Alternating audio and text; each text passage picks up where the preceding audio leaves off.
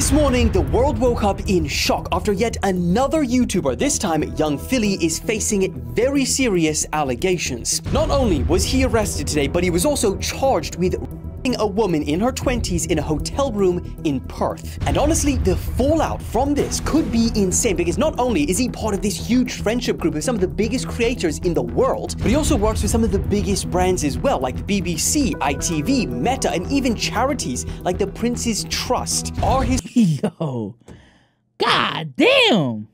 friends gonna defend him or abandon him? Will brands decide to drop him? Did he even do it? Well, that is all what we're gonna go over today, so like the video and let's get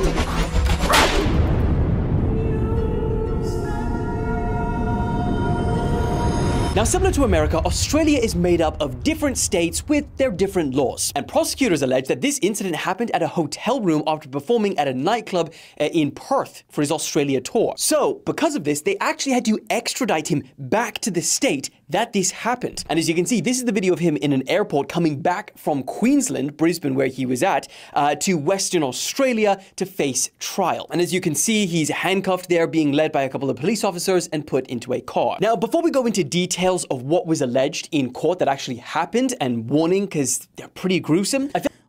This is just so weird to me because, listen, I understand the R word happens even with regular people, like regular ass people commit the R word. But I swear, there has to be some sort of study that shows that when you have more power, you have a higher tendency to do freaky deaky shit, bro. Because 2024 is the biggest example of this, bro. I swear to God, every single week, there's someone getting exposed for just doing the nastiest shit. And 9 times out of 10, 10 times out of 10 in 2024 is someone who is like extremely powerful, with a lot of influence, with a lot of money. I don't know what it is about rich people specifically, but man, if this is what comes with that sort of fame, I swear to God, like every day, I have this take that just gets justified every single day, bro. There is a limit to how rich you want to be. There just is. And I feel like at some point, there is a threshold where, oh, you're this, like, if you tell me your net worth, I'm gonna be like, okay, so, yeah, you did some scummy shit. Just off of your net worth alone. Like, I know for a fact, you have to have done some scummy shit. I feel like for anyone who isn't as familiar with Young Philly needs to understand the magnitude of this, because him being arrested is not just going to affect his career deeply, but you have millions of his followers that look up to him. He's also part of this huge friendship group in the UK that are some of the biggest creators in the world, like the Sidemen, the Beta Squad. He's got a podcast with Chunks. He's also doing a lot of work in tradition. There's got to be one rich person who's chill, though. It got to average out somewhere. Yeah, I'm not gonna act like every single rich person, because I'm not for generalities and extremities as well. There probably is some rich motherfucker out there that's legitimately just chill. But with how 2024 is gone, I am literally just assuming the worst. Like if I know you're a millionaire, zillionaire, gazillionaire with a lot of influence, I'm just assuming the worst, bro. National TV, like he's got his own show with the BBC called Hot Property. He's got another show with Channel 4 and Harry Pinero called The Philly and Harry Show. He's featured in a bunch of Simon videos, some of which have got over 80 million views, and his dedicated ones with them have over 40 million views. He played in the Soccer Aid match on ITV. He was in the Great Celebrity Bake Off. He's got his own music, which gets millions of streams every month, and he goes on tours, as he was doing in Australia, always working with massive brands. Like he's got his own sauce with Heinz. He's worked with Meta, the British military, Adobe, Captain Morgan, and a bunch of others. And he even works with charities like Stand Up to Cancer and even the Prince's. No, this motherfucker is huge. Pause. Like, he gotta be like UK Kai Cenat, bro, or some shit. I know he started streaming recently, and he's getting like a couple thousand in there, but damn, yo, Jesus fuck. Like the way UK agent, more like UK Phantom, is that what he is for the Utes? That's still huge. That's still huge. His trust to inspire young people from the to chase UK their and all dreams. of that. Oh, we got a brother chat. Point man. is, the fallout for someone like. All right, so we got a certified brother chat. How big? Pause. Is Philly in the UK then? like this that is working with and affiliated to so many different people and brands, all of them are probably going to try and desperately now try and protect their own public reputation. But we'll get back to that side of things in a second, because today he appeared in court where he's being charged with 4 counts of sexual penetration without consent, 3 counts of assault occasioning bodily harm, and 1 charge of impeding a person's normal breathing or circulation by applying pressure to their— Bro, those are crazy allegations. Does 4 counts means you did it 4 times? I'm not good with like legal terminology, chat, but maybe that's not how that works. But essentially, penetration without consent. At least he did it once, and honestly, it's more of a 1 is more than enough. Penetration without consent, assault occasioning bodily harm, and then specifically choking someone out. Yo, this dude's a villain. This dude's a villain. 4 people charge you with it. If 4 counts means he did this, he's 4 women, he's a villain, bro. Their neck, aka strangling. He couldn't have just said that. And the prosecutors even attempted to oppose young Philly's bail application because they alleged that there was an extremely strong prosecution case supported by CCTV and photo evidence. And they basically are trying to make the case that he's not just some ordinary person being tried, and they don't want— He's like the aim high, not too much on aim. Not too much on aim.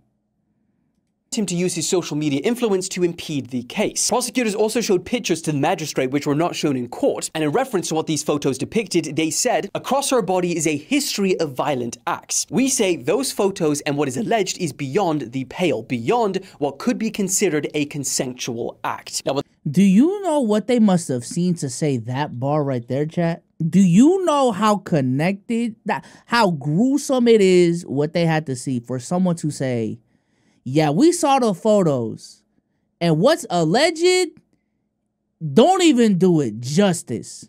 Like, no one in their right mind would consent to this shit.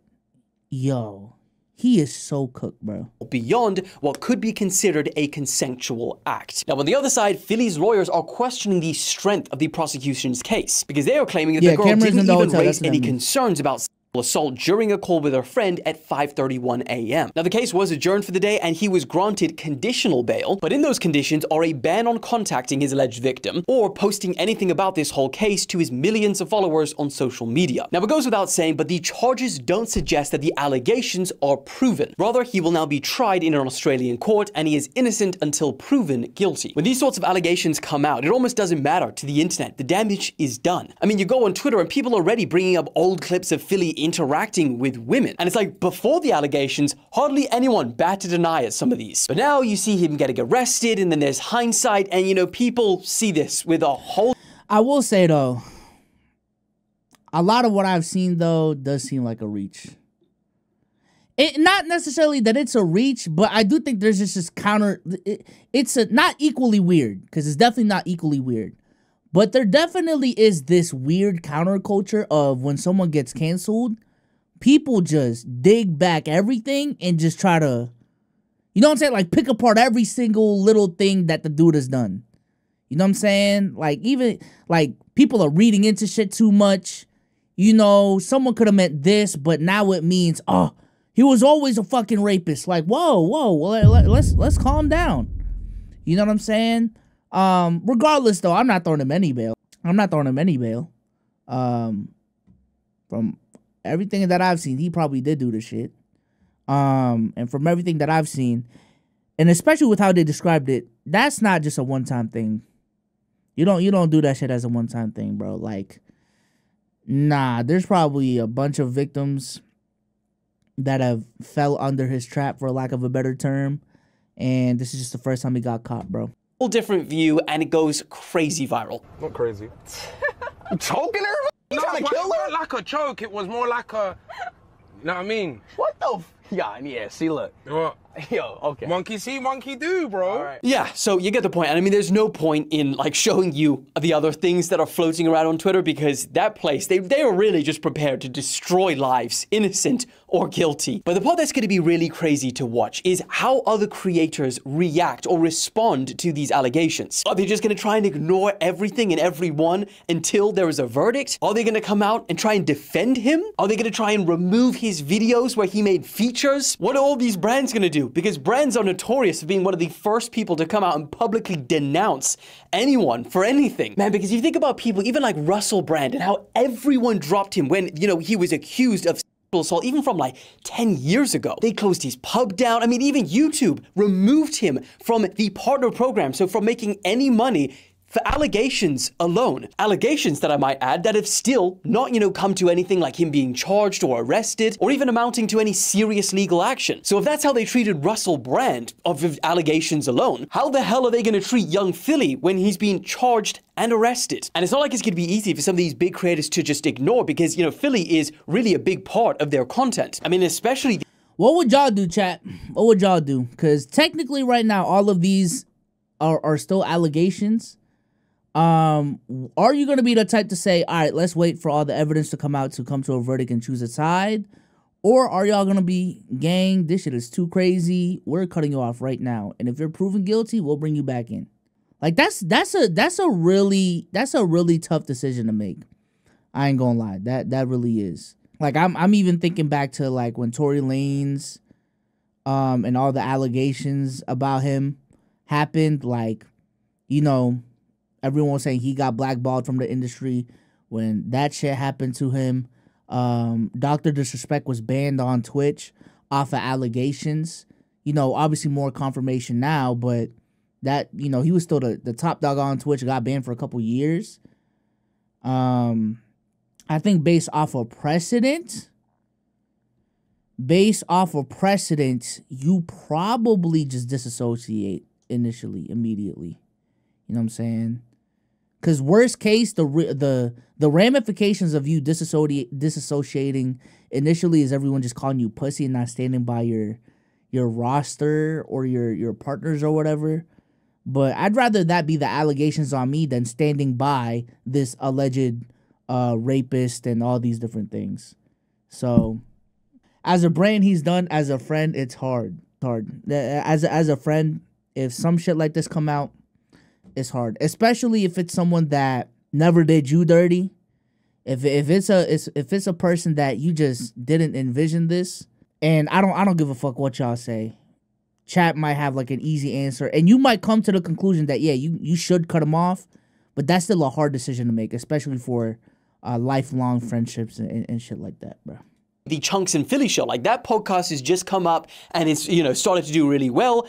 And now this happens. I think it really comes down to how much pressure their fans and the internet puts on them to say something. But honestly, only time will tell, and I'll make sure to keep you updated when he is scheduled to actually go back into court. But until then, make sure you subscribe so you don't miss any updates, and I will see you very soon.